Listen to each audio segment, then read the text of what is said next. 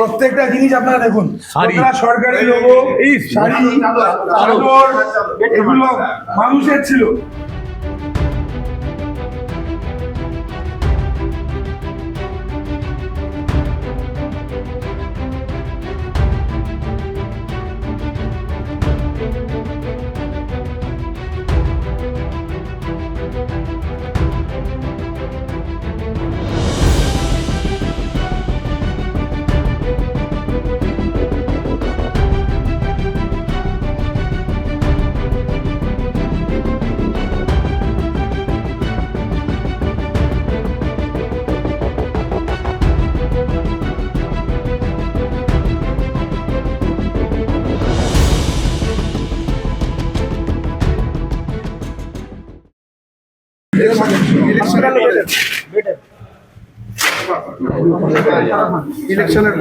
ইলেকশনের পরে ব্যবস্থা নাকি এগুলো?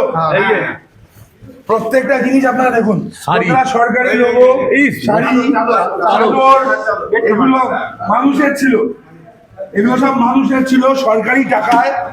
অনিধি মুন্সি এবং দেবরাজ চক্রবর্তী প্রত্যেকটা